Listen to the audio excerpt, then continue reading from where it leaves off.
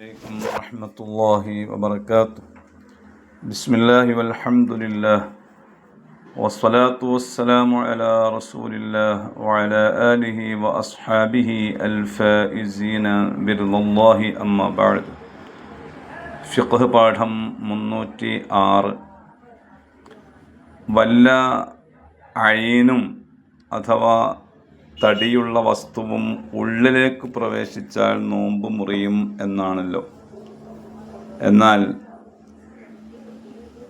കണ്ണിൻ്റെ ഉള്ളിലേക്ക് വല്ലതും പ്രവേശിച്ചാൽ നോമ്പ് മുറിയുമോ?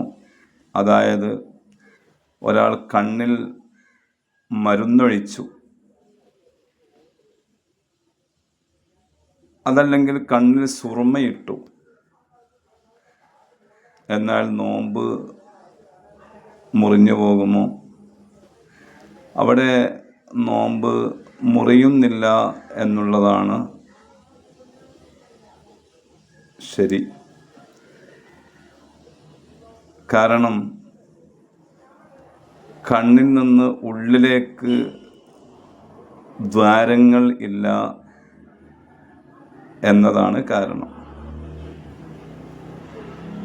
അപ്പോൾ പിന്നെ കണ്ണിലൊഴിച്ച മരുന്നിൻ്റെ ടേസ്റ്റ് തൊണ്ടയിൽ അറിയുന്നുണ്ടല്ലോ, അതല്ലെങ്കിൽ കഫത്തിൽ അതിൻ്റെ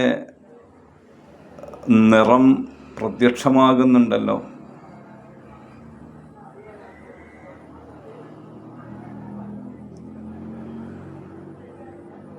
അതുകൊണ്ട് കുഴപ്പമില്ല. കാരണം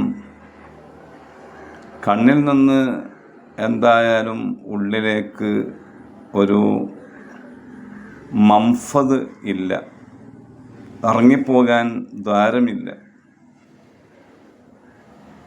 അപ്പോൾ പിന്നെ അതിൻ്റെ ടേസ്റ്റ് തൊണ്ടയിൽ അറിഞ്ഞതുകൊണ്ടോ അതല്ലെങ്കിൽ കഫത്തിലോ മറ്റോ അതിൻ്റെ നിറം പ്രകടമായതുകൊണ്ടോ നോമ്പ് ബാത്തിലാകുന്നില്ല. ചുരുക്കത്തിൽ നോമ്പുകാരന് കണ്ണിൽ ആവശ്യമെങ്കിൽ മരുന്നൊഴിക്കുന്നതിന് തെറ്റില്ല.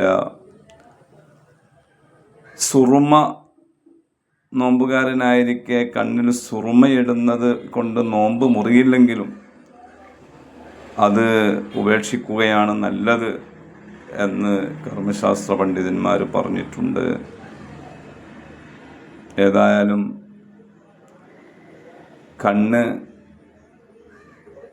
കണ്ണിൻ്റെ ഉള്ളിൽ വല്ല തടിയും ചേരുന്നത് കൊണ്ട് നോമ്പ് മുറിയുന്നില്ല എന്ന് മനസ്സിലാക്കാം. അള്ളാഹു നമ്മുടെ കർമ്മങ്ങളൊക്കെ കബൂൽ ചെയ്യുമാറാവട്ടെ. ആമീൻ. അസ്സലാമു അലൈക്കും വറഹ്മത്തുള്ളാഹി.